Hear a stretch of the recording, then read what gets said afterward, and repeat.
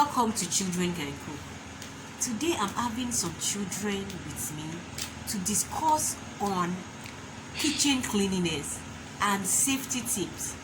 You know, I usually say that children knows a lot about the kitchen. That's if we allow them and if we teach them. Today with me I have Adeoluwatofunmi first of all. We have Young Princess. Hello everyone. And we have Enioluwafe John first of all. Hello everyone. Yes, the last time we talked about preservation and some other things. Today we're going to be talking about safety tips. What are the safety tips you know in the kitchen? Can you please tell me, Princess? Use clothes or anything that will distract the kitchen to prevent accidents. Keep damaged appliances and replace it with new ones. Keep the blender up. You said I should keep damaged appliances. Throw away damaged appliances. Or why not repair them? Why do you have to throw them away? There are sometimes they get spoiled, so you need new ones. Okay. Thirdly, you unplug the blender when you're not using it. Can you tell us what you know about the kitchen, the safety tips and cleanliness about in the kitchen? Okay. So, the cleanliness safety tips about in the kitchen. Number one, when you're using a toaster, you don't use a fork or a knife or a spoon, mostly metal or even plastic, to remove it. The only thing you can use is wooden. Let me tell you why. In metals can conduct electricity from the toaster and can give you a bad shock. Plastic, just a tiny heat of plastics will start bringing out harmful chemicals, and if you're not putting So it will melt. Yes. So the best thing to use is wooden To remove things from toaster. Alright. yes, microwaves and other stuff like that. Don't sleep in the kitchen. Don't sleep in the kitchen. Wow, that's true. You don't need to sleep in the kitchen. When you are cooking, you must be red alert. Yes, because if you sleep, you can burn your food. And this time, I'm not talking about burn that will be black, but real burn that will turn into fire. That means when you are cooking, you are not meant to sleep. You're supposed to stay with the food till it is done. And it's a safety tip. We might look at it and like, how can you be sleeping in the kitchen? Yes, it's true. You can put food on the fire and sit down. When you are feeling this you just drowse. You just sleep. By the time you wake up, by the time you wake up, the whole food is burnt. And let me tell you something that happened to me one time like that when I was in school. I was making beans. You know, in school, your room, your kitchen is inside your room. Everything, your bedroom is there. Your sitting room, everything is inside that one room. So one corner that I set for my kitchen, I was now cooking beans inside. I was reading. Or suddenly I fell asleep. I said, let me sleep for some few minutes. That before the beans is ready, I will wake up. I set alarm. And do you know what happened? It was the smoke of the beans that woke me up. So it's not nice to cook, to be cooking and be sleeping at the same time. Young Princess, can you tell us some little things apart from all these safety tips? Can you tell us more things about the kitchen and how to take care of things in the kitchen? Oh, like what I do in the morning, I wake up and I clean the gas, sweep the kitchen floor, throw away the dirty to prevent insects and every other things, and keep the kitchen tidy. Then I wash the plates. So are you not supposed to wash the plates in the night before the morning? Because it's better to wash the plates in the night. You know, in the night, rodents, they are nocturnal animals. That's when they are awake, and insects, bugs like cockroaches. mosquitoes. Cockroaches are awake in the night. Rodents are awake in the night. So if you don't wash your plates in the night before you sleep, don't you think that all those things can perch on them and you can invite all these rodents? They can, but I do wash them at night. But little plates go arise because my dad wakes up in the night sometimes to eat. Oh. So I have to wash them when he wants in the morning. Okay, I now understand. So daddy wants to eat something in the middle of the night and then you wake up and you meet some plates. All right, Adeoluwatofunmi, what do you think about cleaning the kitchen? Cleaning the kitchen. This is one of the most important things. You know what you really have to be afraid of. If you are cleaning the kitchen, you have to clean. And you are smart like me. If you didn't clean the kitchen and you are cooking, if you smell the dirt, you may sneeze into the food. And even though you are in asthma that is for you, for the rest, it may be another thing. So if you don't clean the kitchen, the dirt, you perceive the dirt and then you will sneeze. Yes.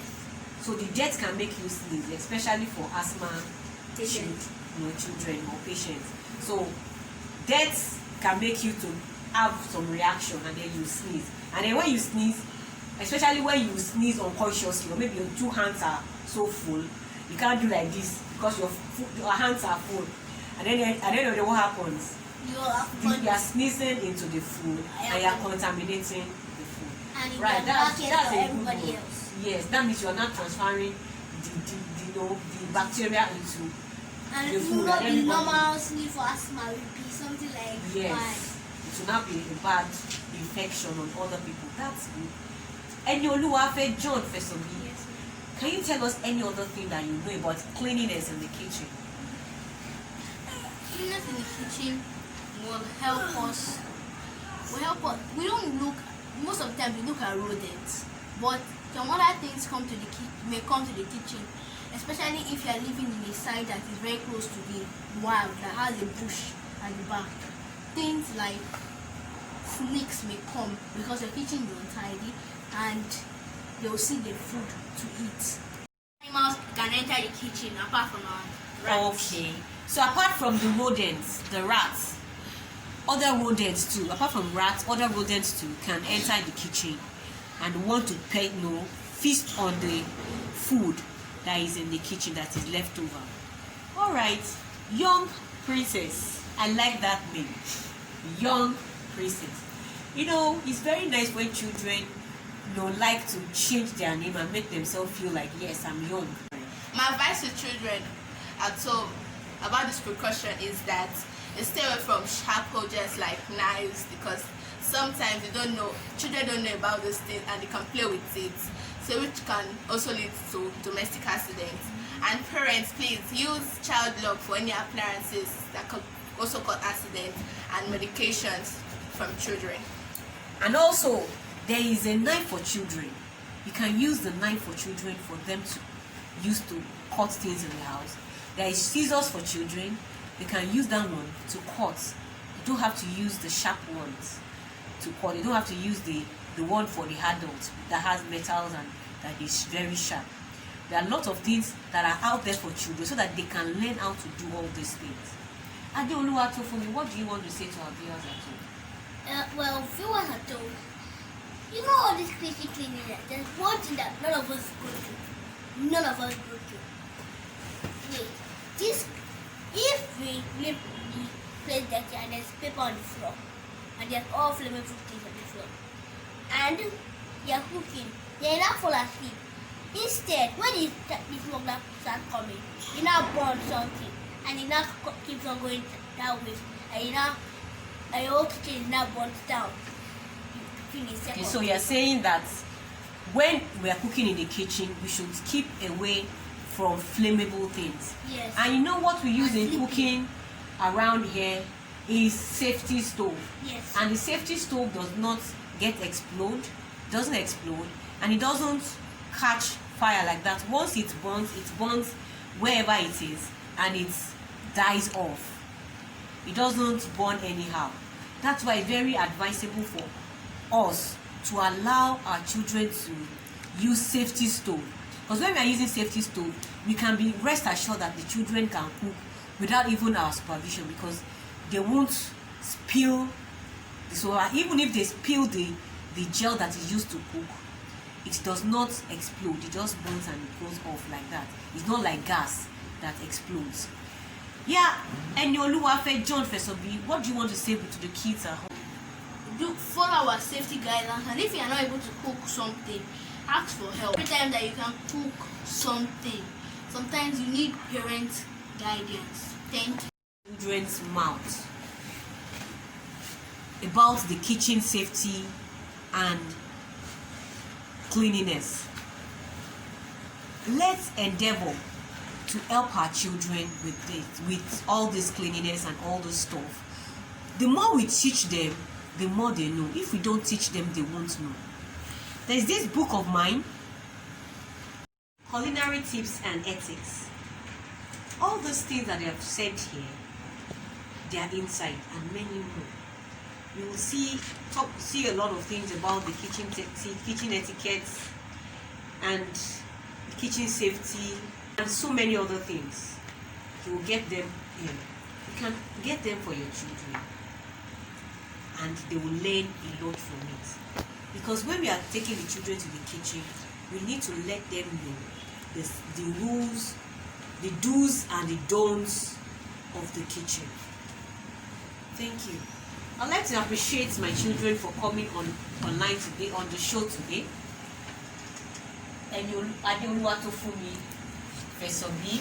Thanks for welcoming. Young Princess. Thank you, ma'am.